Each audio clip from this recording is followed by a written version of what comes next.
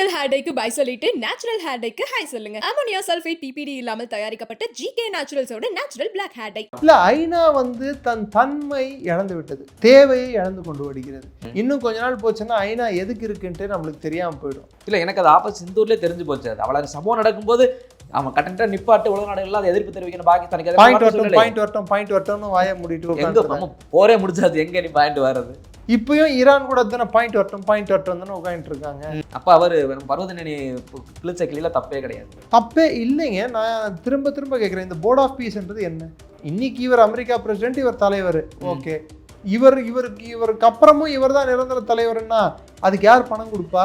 அங்க இருக்கிற அமைப்புகள் விட்டு நீ வெளியே வந்துட்ட, புது அமைப்பை நீ ஏன் கிரியேட் பண்ண? இன்னி வரைக்கும் உனக்கு தெம்பும் திராணி இருந்தா நார்த் கொரியால போய் நான் மறுசீரமைப்பு கட்டமைப்புன்னு பேசட்டும். அங்க பேசட்டும் சார். நம்மளால பார்த்து வடகொரியா பார்த்து ஒரே ஒரு கேள்வி கேட்டாருன்னா நம்ம ரியாக்ஷனை பார்த்துடலாம் சீக்கிரத்துல. கேட்க மாட்டாரு. சான்ஸ் இல்லை. பில்டிங் ஸ்ட்ராங்கு, பேஸ்மெண்ட், அதான் ட்ரம்ப். என்னதான் பாகிஸ்தானில் நம்ம கழுவி ஊற்றினாலும் நம்ம ஒரு அண்டை நாடு, கொஞ்சமாச்சும் அந்த சூடு சொரணை ஏதாச்சும் ஒன்று இருக்குதா இல்லையா? அப்படி போய் அதாவது நீங்க என்னங்க இது மாதிரி பேசிட்டு இருக்கீங்க? உங்களுக்கு அடிப்படை தத்துவமே புரியலையே. 3 நாட்டுக்கு ஃப்ரீ மெம்பர்ஷிப், 3 வருஷத்துக்கு ஃப்ரீ மெம்பர்ஷிப் கிடைச்சிருக்கு உங்களுக்கு. அடுத்து $1 பில்லியன் கட்டணும்னா சவுதி கிட்ட போய் நீ கட்டு, நீ கட்டு. போர்ட் ஆஃப் பீஸ்ல செக்யூரிட்டி ஜாப் பார்க்கறதுக்காக ஒரு அமைப்பு, அந்த அமைப்புக்கு ஒரு தலைவர், அந்த அமைப்பின் அந்த செக்யூரிட்டி அமைப்பின் தலைவர் யார் என்று கேட்டால் திரு Asim Munir, alias bunker Munir, alias field marshal Munir, alias அடிவரடி முனீர். மேற்பார்வை வந்து கோமாளி ஷரீஃப். அவ்வளோதான் அவங்களோட ரோல். அவ்வளோதான் அவங்க ரோலு. பாகிஸ்தானோட அவங்களோட சொந்த பத்திரிகைகளே அவங்கள என்னென்னு வர்ணிச்சிருக்காங்கடான்னா, ஷாபாஸ் ஷரீஃபையும் ஆசிம் முனீரையும் அவங்களோட மந்திரியான பிலாவல் பூட்டோவையும் 3 முட்டாள்கள், 3 ஜோக்கர்கள்னு சொல்லியிருக்காங்க. இஸ்ரேல் இந்த விஷயத்துல வந்து பாகிஸ்தான், அதாவது அவங்க சவுதியை நம்புறதுக்கு ரெடியா இருக்காங்க, ஈரானை நம்புறதுக்கு கூட ரெடியா இருக்காங்க. அவன் பகைவன், ஆனா இவன் பச்சுவந்தி. எப்பனாலும் முதல்ல குத்தம். காசு கொடுத்தா யாருக்கு வேணாலும் நான் மாரடிப்பேன், யாருக்கு வேணாலும் நான் வேணாம் விட்டுருங்க.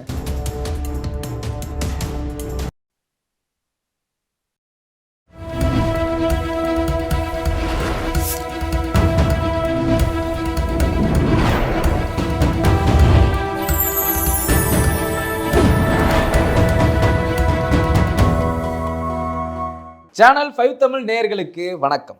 இந்த நேர்காணலில் நம்மோடு இணைந்திருப்பவர் டிஃபென்ஸ் அனாலிஸ்ட் திரு நிரஞ்சன் அவர்கள். வாருங்கள் அவரோடு பேசுவோம். சார் வணக்கம். வணக்கம் ஜெயந்த். திரு ஐநாவில் நமது சார்பாக பர்வதநேனி ஹரிஸ் அவர்கள் பேசியிருந்தார். பேசும்போது சொல்றாரு, பாகிஸ்தான்ல பயங்கரவாதம்ன்றது சட்டப்பூர்வமாக்கப்பட்டிருக்குது அப்படின்னே கோட் பண்ணியே பேசிட்டாரு. ஆனா சொல்லும்போது கூட ஐநாவால் எந்த ஒரு செயலையுமே தடுக்க முடியலை, ஏன் இப்படி நீங்க வந்து ரொம்ப அமைதியாகவே இருக்கீங்க விஷயத்துலன்றதை ரொம்ப நேரடியாகவே அவர் பேசிட்டாரு. இன்னும் ஐநா இதில் ஏதாச்சும் பண்ணும் நமக்கு நம்பிக்கை வருமா இந்தியாவுக்கு? இல்லை, ஐநா வந்து ஒரு ஒப்புக்கு சபைன்னு சொல்லிட்டு நானும் இருக்கேன், நானும் ரவுடி தான் மாதிரி நானும் இருக்கேன்னு சொல்லிட்டு ஒரு அமைப்பா இன்னைக்கு மாறிட்டு வருது. இந்த நம்ம ஊர்ல எதிர்கட்சிகளாக ஒரு கண்டனம் தெரிவிப்பாங்களா, அது மாதிரி ஏதாவது தெரிவிச்சுட்டு போயிடுறது. ஆண்டோனியோ குட்டரஸ் வந்து ஜெனரல் செக்ரட்டரியா இருக்காரு. அவர் ஏதாவது பேசுறத பார்த்துருக்கீங்களா? வாயை திறக்கிறது பார்த்துருக்கீங்க? ஐநாவை ஸ்ட்ரென்தன் பண்ணணும், ஏன் கட்டடத்தை ஸ்ட்ரென்தன் பண்ணலாமா? உலகத்தில் மிகப்பெரிய பொருளாதாரமாக வளர்ந்துட்டு இருக்கிற நாடு, இன்னொரு இராணுவ வல்லரசாகவும் மக்கள் தொகையிலையும் அதிகம் இருக்கக்கூடிய நாடு இந்தியாவை வந்து ஐநாவின் கூட்டமைப்பில் வெளியே வச்சுட்டு 4வது இடத்துலையும் 3வது இடத்துலையும் 5வது இடத்துலையும் இருக்கிறவனை எல்லாம் வந்து அதில் மெம்பர், அதாவது பொருளாதார ரீதியில் நாம் 4வது இடத்தில் இருக்கிறோம். அடுத்து ஜெர்மனியும் மிஞ்சிட்டோம்னா சீக்கிரமே மிஞ்சிடுவோம், நம்ம 3வது இடத்துக்கு வந்துடுவோம். அப்படி எடுத்து பார்த்தா கூட நம்ம பர்மனன்ட் மெம்பர் ஆகணும். அணு ஆயுதம் கொண்ட நாடுன்னு எடுத்து பார்த்தா கூட ரெஸ்பான்சிபிள் அணு ஆயுதம், அதாவது ஒழுங்காக நேர்மையாக நடந்து கொள்ளும் ஒரு அணு ஆயுத நாடுன்னு எடுத்து பார்த்தா கூட இந்தியாவை வந்து அதில் சேர்த்தாகணும். இல்லை உலக அமைதிக்காக பாடுபடும் நாடு, கோவிட் சமயத்தில் நம்ம பண்ண உதவிகளை பார்த்தாலும் நம்மளை நிரந்தர உறுப்பினராக சேர்த்துக்கணும். எப்படி பார்த்தாலும் இந்தியா அதில் இருக்கணும். இன்னும் பிரிட்டனும் பிரான்ஸும் இருக்கலாம், ஆனால் இந்தியா இருக்கக்கூடாதா? என்ன ஒரு அட்டூழியம் இது! இப்படி இருந்தால் அப்புறம் ட்ரம்ப் ஆரம்பிதான் செய்வார் இந்த போர்ட் ஆஃப் பீஸ்ன்னு சொல்லிட்டு. அப்போ போர்ட் ஆஃப் பீஸ் இல்லை, அது போர்ட் ஆஃப் பீஸ். ஓ, அந்த பீஸ். கட் பண்ணி காசாவை இப்போ கட் பண்ணி அவர் தான் சொல்லிட்டாரு it's a huge real estate அப்படின்ட்டாரு அவரு. அ ஃபைன் ரியல் எஸ்டேட் அப்படின்ட்டாரு. அவரை பொறுத்த வரைக்கும் அது ஒரு மக்கள், போரால் பாதிக்கப்பட்ட மக்கள், போரால் ஒரு அழிவை சந்தித்திருக்கிற ஒரு பகுதியை சேர்ந்த மக்கள், அவங்களுக்கு வந்து மறுசீரமைப்பு மறு கட்டமைப்பு செய்யணுன்ற கண்ணோட்டத்தை விட இதுல நான் எவ்வளவு துட்டு சம்பாதிக்க முடியும், மணி, காசு, பணம், துட்டு, மணி. அதனாலதான் ஜெராட் குஷ்னர் தானே பிரசன்டேஷனை கொடுத்தாரு. இல்ல இப்படி ஐநா அப்படி இருந்தா அப்புறம் அவர் அப்படித்தான் யோசிச்சு போவார். நம்ம இதை கூட ஆல்டர்னேட்டிவ் கொண்டு வரலாம். இல்ல, ஐநா வந்து தன் தன்மை இழந்து விட்டது, தேவையை இழந்து கொண்டு வருகிறது. இன்னும் கொஞ்ச நாள் போச்சுன்னா ஐநா எதுக்கு இருக்குன்ட்டு நம்மளுக்கு தெரியாம போயிடும். அதுக்கப்புறம் 3ஆம் உலக போர், 4ஆம் உலக போர், நம்ம எத்தனை போர் வேணாலும் போட்டு பண்ணிக்கலாம். இல்ல எனக்கு அது ஆப்போசிட் சிந்தூர்லயே தெரிஞ்சு போச்சு. அது அவ்வளவு சம்பவம் நடக்கும்போது அவன் கரெக்டா நிப்பாட்டு உலக நாடுகள் அதை எதிர்ப்பு தெரிவிக்கணும். பாகிஸ்தானுக்கு பாயிண்ட் வரட்டும் வாய மூடிட்டு எங்க போரே முடிச்சாது, எங்க நீ பாயிண்ட் வர்றது? இப்பயும் ஈரான் கூட தானே பாயிண்ட் வரட்டும் தானே உட்காந்துட்டு இருக்காங்க. எப்பதான் சார் அது வாய் திறக்கும்? வரும், ஆனா வராது. அப்ப அவரு பர்வதநேனி கிழிச்ச கிளியில தப்பே கிடையாது. தப்பே இல்லைங்க. நான் திரும்ப கேட்கிறேன், இந்த போர்ட் ஆஃப் பீஸ்ன்றது என்ன? ஐநான்னு ஒன்று இருக்கும்போது ஐநா மூலமாக எந்த வேணுமானும் பண்ணுமா, இல்ல போர்ட் ஆஃப் பீஸ்ல நான் நிரந்தர தலைவர், இன்னைக்கு இவர் அமெரிக்கா பிரசிடென்ட், இவர் தலைவர், ஓகே, இவருக்கு அப்புறமும் இவர் தான் நிரந்தர தலைவர்னா அதுக்கு யார் பணம் கொடுப்பா? அதுக்கு $1 பில்லியன் 3 வருஷம் கழிச்சு எல்லாரும் $1 பில்லியன் கட்டணுமா அதுல உறுப்பினர் ஆகிறதுக்கு? பணம் வேற கட்டணும். அப்போ இது எதுக்கு? ஒரு கம்பெனி ஸ்டார்ட் பண்ணி அதுல 3 வருஷம் கழிச்சு நீங்க எல்லாரும் முதலீடு போடணும்ப்பா, அப்போதான் உங்களுக்கு வந்து பர்மனெண்டா நீங்க ஷேர்ல ஒரு கம்பெனியில ஷேர் மார்க்கெட்ல பப்ளிக் லிமிடெட் கம்பெனியா மாத்திரப்புறம் ஷேர் வாங்குற மாதிரி பங்குதாரர் ஆகிற மாதிரி தான் இது. அந்த பங்குதாரர்களோட வேலை என்ன? இந்த பேர் இந்த ஏரியாவை நீ கன்ஸ்ட்ரக்ட் பண்ணி காசு எடுத்துக்கோ, இந்த பேர் இந்த ஏரியாவை நீ இது மாதிரி உலகத்துல எந்த மூலையில சண்டை நடந்தாலும் எங்க வேணாலும் நாங்க வந்து கான்ஃப்ளிக்ட் ஜோன்ஸ் அப்படின்னு தான் சொல்லியிருக்காங்க. எங்க சண்டை நடந்தாலும் நாங்க அங்க போயிட்டு அந்த பிரச்சனையை சால்வ் பண்ணிட்டு அங்க வந்து மறு கட்டமைப்பு மறுசீரமைப்புக்கு நாங்க உதவுவோம் அப்படின்னு சொல்லியிருக்காங்க. மறு கட்டமைப்புக்கும் மறுசீரமைப்புக்கும் உதவணும்னா உனக்கு எது காசு? அது ஐநா வந்து ஃபண்ட் பண்ணல. ஆமா, அங்க இருக்கிற அமைப்புகள் விட்டு நீ வெளியே வந்துட்ட, புது அமைப்பை நீ ஏன் கிரியேட் பண்ண?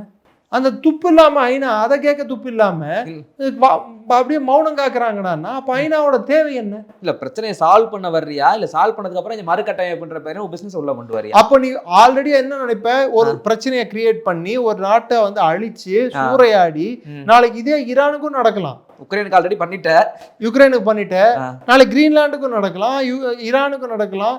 எந்த உலகத்துல அங்கங்க இருக்கக்கூடிய சிறிய பெரிய நாடுகள், குறிப்பிட்டு சொல்லணும்னா சிறிய நாடுகள் எல்லாத்துலயுமே இன்னி வரைக்கும் உனக்கு தெம்பும் திராணி இருந்தா நார்த் கொரியால போய் நான் மறுசீரமைப்பு கட்டமைப்புன்னு பேசட்டுமே. அங்க பேசட்டும் சார், நானும் அதான் எதிர்பார்க்கிறேன். ஒரு நாளாவது ட்ரம்ப் அவர்கள் நம்மளால பார்த்து வடகொரியா பார்த்து ஒரே ஒரு கேள்வி கேட்டாருன்னா நம்ம ரியாக்ஷனை பார்த்துடலாம் சீக்கிரத்துல. கேட்க மாட்டாரு. சான்ஸ் இல்ல. அவர் building strong, Greenland building strong, basement, அதான் ட்ரம்ப். புட்டினுக்கு சிவப்பு கம்பளம் போடும்போது தெரிஞ்சிச்சு யார் வந்து ஸ்ட்ராங்கா இருக்காங்களோ அவரை வம்பு கிழக்கு பார்ப்பாரு. புட்டினை கூட தான் நிறைய திட்டினாரு. புட்டின் ஏதாவது பதில் சொன்னாரா பாருங்க. இல்ல அதுல வந்து மோடியும் புட்டினும் ஒரே மாதிரி போக்கா இருக்கே சார். அவர் கத்திரிக்கட்டுமா நம்ம வேலையை பார்ப்போம் அப்படின்ற மாதிரி 2 பேரும் ஒரே போக்கிலே போறாங்களே. சில விஷயங்களுக்கு சில பேர் பேசுவதற்கெல்லாம் அவங்க திரும்பி பதில் கொடுத்தாங்கடான்னா மலை போல் பலம் கொண்ட நபர்கள் சிலருக்கு பதில் கொடுக்க வேண்டிய தேவையில்லை. அந்த வார்த்தையை நான் யூஸ் பண்ணக்கூடாதுன்றதுனால நான் தவிர்க்கிறேன். இல்லை நீங்கள் இந்த வார்த்தையை யூஸ் பண்ணக்கூடாதுன்னு சொல்லும் போதே எனக்கு ஒரு நினைவு ஞாபகம் வருது. என்னதான் பாகிஸ்தானில் நம்ம கழுவி ஊற்றினாலும் நம்ம ஒரு அண்டை நாடு கொஞ்சமாச்சும் அந்த சூடு சொரணை ஏதாவது ஒன்று இருக்குதா இல்லையா? அப்படி போய் அதாவது நீங்க என்னங்க இது மாதிரி பேசிட்டு இருக்கீங்க? உங்களுக்கு அடிப்படை தத்துவமே புரியலையே. 3 நாட்டுக்கு ஃப்ரீ மெம்பர்ஷிப், 3 வருஷத்துக்கு ஃப்ரீ மெம்பர்ஷிப் கிடைச்சிருக்கு அவங்களுக்கு. அடுத்து $1 பில்லியன் கட்டணும்னா சவுதி கிட்ட போய் நீ கட்டு, நீ கட்டு, நீ கட்டு. ட்ரம்ப் சார் நீங்க கட்டுறீங்களா சார்? அவர்கிட்ட வாங்கி. ஆமா, பின்ன இவங்கிட்ட $1 பில்லியன் எங்க இருக்கு? இல்ல அதான் கேக்குறேன். வேற போய் கையெழுத்து மட்டும் போட்டு கொடுத்துட்டு வந்து நாளைக்கு எல்லா நாடுகளும் வந்து பில்டிங் கட்ட போனாங்கடான்னா, அங்க கட்டமைப்புன்னு சொல்லிட்டு போனாங்கடான்னா, கான்ட்ராக்ட் கொடுத்தாங்கடான்னா, வெளியே body guard duty security duty யார் பாக்குறது? இந்த அதுக்கு தான் Asim Munir chief security officer retire ஆனப்புறம் ஒரு வேலை வேணும் இல்ல. என்னங்க நீங்க இது கூட அடிப்படை தத்துவத்தை கூட புரிஞ்சுக்காம இருக்கீங்க. அவருக்கு நிரந்தரமா வேலை field marshal Munir field marshal முனீருக்கு வந்து ஒரு வேலை வேணும்ல. என்ன பூமிக்கு அடியில வந்து டின் ஷெட்ல ஒளிஞ்சுக்கிட்டாரு, பூமிக்கு மேல இருக்கிற டின் ஷெட்ல போய் உட்காந்துக்கு போறாரு செக்யூரிட்டி ஆபீசர்னு சொல்லிட்டு தகர கோட்டையில. அதுக்கு முன்னாடி பூமிக்கு அடியில இருந்த கோட்டையில போய் ஒளிஞ்சுக்கிட்டாரு, இப்ப பூமிக்கு மேல இருக்கிற கோட்டையில போய் ஒளிஞ்சுப்பாரு. இல்ல சார், அந்த கையெழுத்து போட்டு கொடுக்கும் போது நீங்க செவ்வாய் ஷெரீஃபை பார்த்துட்டு மத்தவங்க எல்லாம் பாருங்க ரியாக்ஷன்ல, டேய் நீங்க எல்லாம் ஓவரா ஜிக்ஜாக் அடிக்கிற கொஞ்சம் தள்ளி தான் இல்லை அப்படின்ற மாதிரி மத்த நாட்டு தலைவர்கள் இந்த ரியாக்ஷன் எல்லாம் இருந்துச்சு. நீங்க இந்த வீடியோ பார்த்தீங்கன்னா உங்களுக்கு தெரியும். அதாவது இப்ப ட்ரம்ப் வந்து அதிகாரப்பூர்வமா தெரிவிக்கல, அன்அஃபிஷியலா சொல்லியிருக்காருன்னா ஷாபாஸ் ஷெரீஃப் பார்த்து க்ரோப் அப்படின்ட்டு இருக்காரு. க்ரோப் அப்படின்னா என்ன அர்த்தம்டானா கொஞ்சம் இனிமேலாவது ஒழுங்கா நடந்துக்கோ, வளர்ந்த புள்ள மாதிரி பேசுன்னு சொல்ற மாதிரி. அப்ப சிறுபுலத்தனமா இருக்குன்னு தானே அர்த்தம். 3 வருஷம் கழிச்சு, இப்போதைக்கு ஃப்ரீ மெம்பர்ஷிப் சார், 3 வருஷம் கழிச்சு பணம் போடணும். முதல்ல 3 வருஷம் கழிச்சு ட்ரம்ப் இருப்பாரானே கேள்வி, அதுக்கப்புறம் பணம் போடணும். $25 பில்லியன் வந்து காசாவோட மறுசீரமைப்பு கட்டமைப்புக்கு இவங்க அலாட் பண்ணியிருக்காங்க. அதுல ரயில்வே ஸ்டேஷனுங்க வருமா, ஸ்கூலுங்க வருமா, கட்டடங்க மக்கள் வசிக்கும் கட்டடங்கள் வருமா, ஹோட்டல் வருமா, பிஸ்னஸ் ஏரியா வருமா, பீச் ஏரியா வருமா, பீச் ரெசார்ட்ஸ் வருமா, இது மாதிரி ப்ளூ பிங்க் ஆரஞ்சு கிரீனு விதவிதமா கலர் போட்டு மேப் போட்டு காட்டாங்க காசாவை. சரி இதெல்லாம் ஓகே. நாளைக்கு பெஞ்சமின் நெத்தன்யாஹூவும் ஷாபாஸ் ஷெரீஃபும் பள்ளி அடிச்சுட்டே கை குலுக்குவாரா? அதான் இஸ்ரேல் காரி பேசி இருக்கிறாங்களே, பாத்தீங்களா இல்லையா? ஏன்னா பயங்கரவாத ஆதரிக்கிற நாட்டு எதுக்கு இங்க உள்ள கொண்டு வரேன்னு கேட்டாங்க, நேரடியாவே கேட்டாங்க. அவங்க பாகிஸ்தானை உள்ள அலோவ் பண்ணக்கூடாதுன்னு நேரடியாவே சொல்லிட்டாங்க இஸ்ரேல் தரப்புல இருந்து. டெஃபினட்டா அலோவ் பண்ண மாட்டாங்க. ஒரு பக்கம் ஹமாஸ் வந்து இந்தியாவுக்கு எதிராக ட்ரைனிங் கொடுத்துட்டு இருக்கு ஐஎஸ்ஐயோட சேர்ந்து. ஆமா, இந்த இடத்துல தீவிரவாதிகளை எப்படி ஊடுருவணும்னு சொல்லிட்டு காஷ்மீர்ல. இன்னொரு பக்கம் ஹமாஸ் கிட்ட இருந்து இருக்கிற ஆயுதங்களை வந்து பறிமுதல் செய்வதற்கு பாகிஸ்தான் அனுப்பி வைப்பாங்களா ராணுவத்தை. எப்படி பண்ணுவாங்க பாருங்க. இது என்ன மாதிரியான ஒரு காமெடின்னு எனக்கு புரியல. சீரியஸ் காமெடியா மாறிட்டு வருது இது. அது மாதிரி இருக்க சூழல்ல இஸ்ரேல் எப்படி நம்புவான்? அவன் நேரடியா சொல்லிட்டாங்க. அவங்க அதாவது கிளியர் கட்டா பேசுறதுல இஸ்ரேலுடைய அந்த பேச்சை நம்ம எடுத்துக்கலாம். இஸ்ரேல் இந்த விஷயத்துல வந்து பாகிஸ்தான், அதாவது அவங்க சவுதியை நம்புறதுக்கு ரெடியா இருக்காங்க, ஈரானை நம்புறதுக்கு கூட ரெடியா இருக்காங்க. அவன் பகைவன், ஆனா இவன் பச்சோந்தி. எப்பனாலும் முதல்ல குத்தம். இவன் பச்சோந்தி. இவனுக்கிட்ட ஒரு ஐடியாவோ அஜெண்டாவோ இல்லை. காசு கொடுத்தா யாருக்கு வேணாலும் நான் மாரடிப்பேன், யாருக்கு வேணாலும் நான் வேணாம் விட்டுருங்க, குறைப்பதா அது என்ன சொல்றது, குலைக்கிறதா ஏதோ ஒன்று சொல்லுவாங்களே. பிஸ்கெட் இல்லைங்க, பிஸ்கெட் துண்டு போட்டா கூட போதும். பாகிஸ்தான் ரொம்ப விசுவாசம் காட்டுவாங்க. அதோட பிரதிபிம்பமும் அதோட வெளிப்பாடும் தான் இந்த போர்ட் ஆஃப் பீஸ்ல போய் சைன் போட்டது. நீ உனக்கு காசு எங்க இருக்கு? உன் நாட்டுக்குள்ள இருக்கிற மௌலானா ஃபசுலுர் ரஹ்மானை கேட்டிருக்காரு. அப்போ பாலஸ்தீனோட அடிப்படை கொள்கையே பாகிஸ்தான் கைவிட்டுருச்சான்னு கேட்டிருக்காரு. அப்ப இஸ்ரேலும் நீயும் ஒரே இடத்துல உட்கார போறீங்களான்னு கேட்டிருக்காரு. எதிர்கட்சிகளும் கேட்டிருக்கு. பாகிஸ்தானோட அவங்களோட சொந்த பத்திரிகைகளே அவங்கள என்னன்னு வர்ணிச்சிருக்காங்கடான்னா, ஷாபாஸ் ஷெரீஃபையும் ஆசிப் முனீரையும் அவங்களோட மந்திரியான பிலாவல் பூட்டோவையும் 3 முட்டாள்கள், 3 ஜோக்கர்கள்னு சொல்லியிருக்காங்க. அவங்களே அவ்வளவு கோபமும் அவ்வளவு கொந்தளிப்பும் பாகிஸ்தான்ல இருக்கு. ராணுவ தளபதிகளும் அரண்டு போய் உட்காந்துட்டு இருக்காங்க. கீழே இத்தனை வருஷமா இஸ்ரேல் நம்மளுக்கு ஆகாது ஆகாது ஆகாது ஆகாது ஆகாது, இன்னும் போற போக்க பார்த்தா பாகிஸ்தான் கொடியில பிறையும் ஸ்டாரும் இருக்கும். பார்த்துருக்கீங்களா? பாகிஸ்தான் கொடி பார்த்துருக்கீங்களா? வெள்ளை பச்சை, அதுல பிறை, அதுல ஸ்டார் இருக்கும். பிறைய தூக்கிட்டு டேவிட் ஸ்டார் மாத்திரம் பெருசா ஆயிடுச்சுன்னா இஸ்ரேலோட ஸ்டாரு, அதுதான் இனிமேல் பாகிஸ்தான் கொடி போல இருக்கு. வரலாம், வந்தாலும் இஸ்ரேல் கவனம் கொடுத்தா அதுக்கும் ரெடி பாகிஸ்தான். இல்லை இவ்வளவு பேச்சு வாங்கி இதான் நம்மள ஒரு வார்த்தை சொன்னா கூட சுருக்குன்னு இருக்கு. இந்தியா யாரும் சொன்னா கூட இவ்வளவும் ரொம்ப மானங்கட்டத்தனமா இஸ்ரேல் பேசியுமே மானங்கட்டத்தனமா சொல்லிட்டீங்களா? அதுக்கப்புறம் என்ன மானங்கட்டத்தனமா? அவங்க அந்த மாதிரி பேசிட்டாங்க இஸ்ரேல். அதை கேட்டும் கூட இன்னும் பாகிஸ்தான் அப்படியே வாயை பொத்தி இருக்க ஒரு பதில் சொல்லலாம்ல இஸ்ரேலுக்கு எதிராக. $1 பில்லியன் தான் ஒரு ஏதோ ஒரு விளம்பரம், நாங்களும் இருக்கோம் அப்படின்றது. 400 ரவுடி தான். ஏங்க அவங்களை எதுக்கு கூப்பிட்டுருக்காங்க? பணம் போடுறதுக்கு இவங்களுக்கு பணம் இல்லை, படிச்சவனை அனுப்புறதுக்கு படிச்சவன் இல்லை, தொழில்நுட்பம் பார்த்தா இல்லை. என்ன இருக்கு உங்ககிட்ட அனுப்புறதுக்கு?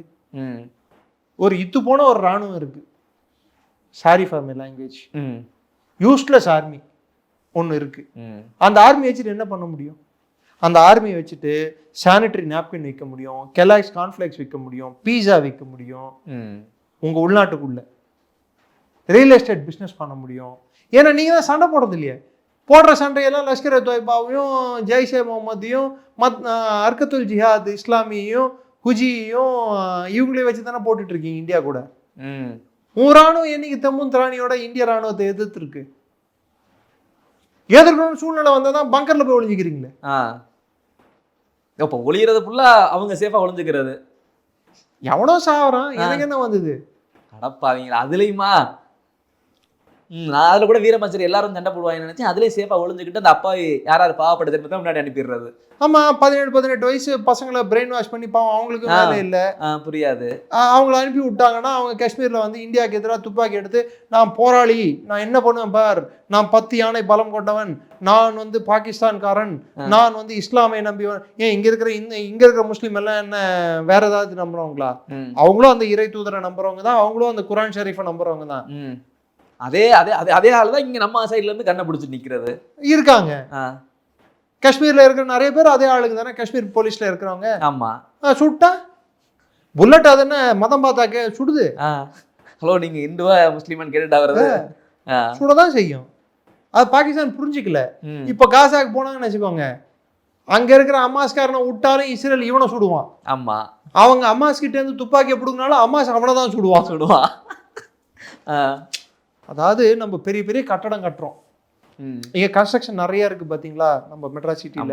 பெரிய பெரிய கன்ஸ்ட்ரக்ஷன் கட்டும்போது வெளியே வந்து செக்யூரிட்டிக்கு முதல்ல கன்ஸ்ட்ரக்ஷன் சைட்டை வந்து ஒரு காம்பவுண்ட் சேவரை போட்டு அதுக்கப்புறம் செக்யூரிட்டி வேலைக்கு போட்டு வைப்பாங்க தெரியுங்களா. ஆமாம், அது மாதிரி போர்ட் ஆஃப் பீஸில் செக்யூரிட்டி ஜாப் பார்க்கறதுக்காக ஒரு அமைப்பு, அந்த அமைப்புக்கு ஒரு தலைவர், அந்த அமைப்பின் அந்த செக்யூரிட்டி அமைப்பின் தலைவர் யார் என்று கேட்டால் திரு Asim Munir, alias bunker Munir, alias field marshal Munir, alias அடிவரடி முனீர். மேற்பார்வை வந்து கோமாளி ஷரீஃப். அவ்வளோதான் அவங்களோட ரோல். அங்கே அவ்வளோதான் அவங்க ரோலு. இவர் ஒருத்தர் வந்து கணக்கு எழுதுவார், இன்னொருத்தர் ஆள் கூட்டு போவார். நல்லா இருக்கு கணக்கு. இவ்வளவுதான். இந்த பார் அவர் வந்து இல்லைன்னு வச்சுக்கோங்க, ஷாபாஸ் ஷெரீப் முனீருக்கு அடுத்த வேலை வேணும் இல்லைங்க. சப்போஸ் நான் ஏற்கனவே சொல்லியிருக்கேன் நிறைய ராணுவ தளபதிங்க கோபமா இருக்காங்க அப்படின்னு சொல்லிட்டு, அவருக்கு அடுத்த வேலை வேணும் இல்லை, சம்பாதிக்கணும் இல்லை, அவரு அடுத்த வேலைக்கு போனால் தானே அவருக்கு காசு. எத்தனை நாள் தான் தோத்து போடுற ராணுவத்துக்கு நான் தளபதியா இருக்கிறது? எப்போ பாகிஸ்தான் நாளா உடையனே எனக்கு தெரியல, நான் பாட்டி தளபதினு சொல்லிட்டு இருந்தா. ஆல்ரெடி பலஜிஸ்தெல்லாம் சொல்லிட்டாங்க நான் தளபதினு ஒரு தவன்னு ஆரம்பிச்சுட்டாங்க, கிளம்பிட்டான் தனி படையா. கைவர் பக்தூன் வர உன்னால உள்ளே போக முடியல. ஆமா, பஞ்சாபை தாண்டி எங்க போனாலும் பயந்து போயிட்டு தானே உட்காந்து. இங்க உள்நாட்டுல இவ்வளவு சிறந்து உனக்கே உள்கட்டமைப்பு வேணும், உனக்கே மறுசீரமைப்பு வேணும், நீ என்ன அடுத்த நாட்டுக்கு மறுசீரமைப்பு கிளம்பி போற? செக்யூரிட்டி டியூட்டி பார்க்க போறேன். ஏங்க நீங்க சும்மா? நான் கட்டமைக்க போறேன். நான் சிந்தூர்ல அடிச்சதையே திரும்பி உன்னால கட்ட முடியல. இந்தியா சிந்தூர்ல அடிச்ச ஏர்பேசஸ் புலாரி, ரேமியார் கான், சியால்கோட்டு, சர்கோடா,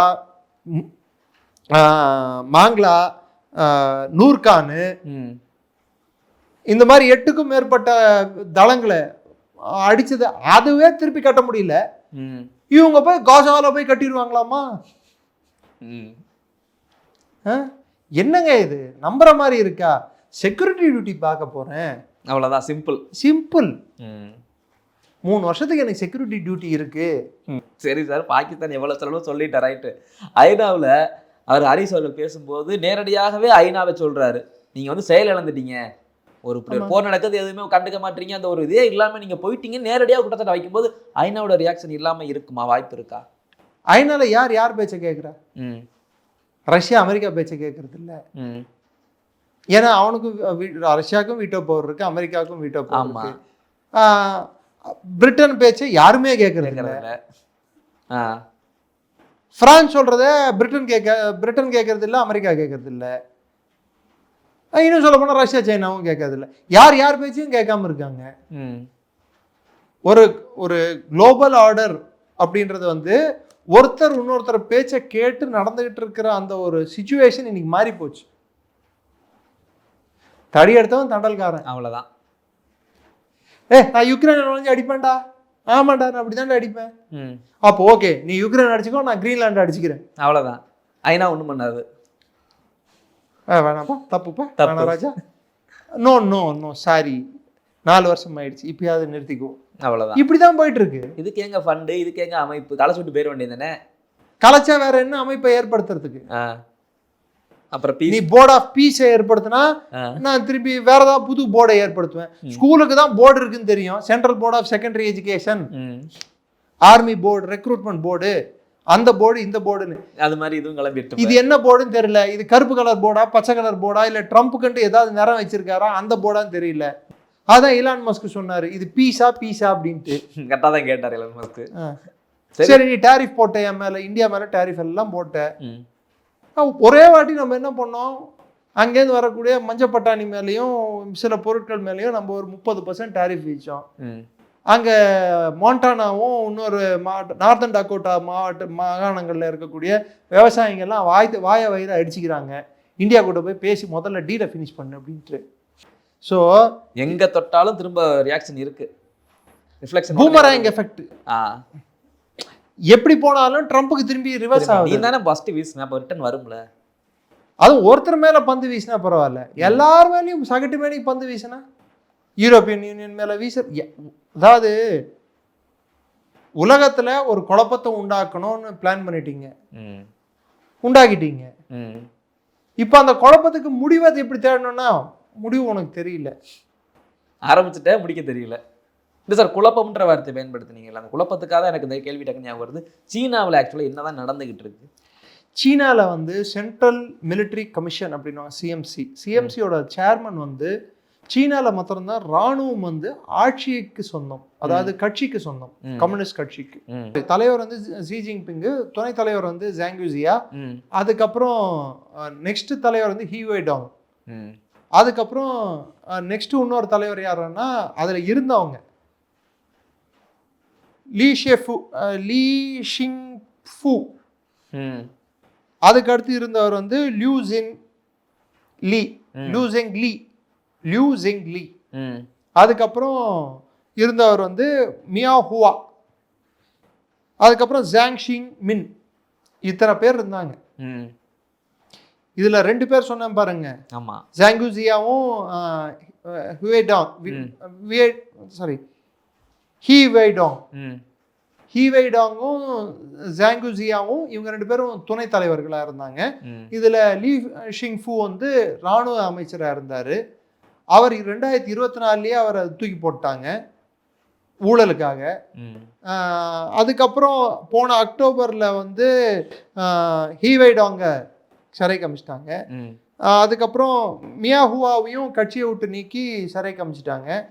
இப்போ ஜாங்குசியாவையும் லீ ஜெங் லீ இவங்களையும் நீக்கியிருக்காங்க. இது ஏதோ ஒரு ஆர்டர், ஒரு பிளானிங் ரோல் மாதிரியே தெரியுது. ஆமா, இது ஏன் நடக்குதுன்னு பாத்தீங்கன்னா, கடைசியா சேர்ந்திருக்கிற நபர் நான் சொன்னேன் பாத்தீங்களா, ஜாங் ஷிங் மின். ஆமா, அவர் அக்டோபர்ல தான் சேர்ந்திருக்காரு. அவர் ஒருத்தர் தான் மிச்சம் இருக்காரு. இப்போ ஷி ஜின்பிங் மாத்திரம் தான் மிச்சம் இருக்காரு. மிச்சம் இருந்த 5 பேர் காணாம போயிட்டாங்க. இதோட அடிப்படை காரணம் இப்போ என்ன, அவர் மேல சூட்டப்பட்டிருக்க குற்றச்சாட்டு, அதாவது ஜாங்குசியா மேலேயும் லீ ஜெங் லீ மேலேயும் என்ன குற்றச்சாட்டுன்னு பார்த்தீங்கன்னா, லூ ஜிங் லீ மேலேயும் ஜாங்குசியா மேலேயும் சாட்டப்பட்ட குற்றச்சாட்டு சைனாவோட பாதுகாப்பு சம்பந்தமாக, குறிப்பிட்டு அணு பாதுகாப்பு சம்பந்தமான ரகசியங்களை வெளிநாடுகளுக்கு அவர் சொல்லியிருக்காரு, ஊழல்ல ஈடுபட்டிருக்காரு. லீ ஷாங்ஃபு இராணுவ அமைச்சராக அவரை, டிஃபென்ஸ் மினிஸ்டராக அவரை எலிவேட் ஆகிறதுக்கு, அதாவது அவரை அந்த பொசிஷன் எடுத்துட்டு வர்றதுக்கு பணம் வாங்கினாரு. பல்வேறு இராணுவ அதிகாரிகளை ப்ரொமோட் பண்றதுக்கு அவர் பணம் வாங்கியிருக்காரு. போன வாட்டி நடந்த பிளீனம், அதாவது கட்சியோட மாநாட்டிலேயே கிட்டத்தட்ட சைனாவோட இராணுவத்தை 44 பேர் அதில் மெம்பராக இருக்காங்க. அது 376 பேர் கொண்ட சபை. அதில் இராணுவத்துக்கு கிட்டத்தட்ட 44 பேர் என்னவோ வராங்க. அதில் 29 பேர் இப்போ காணோம்.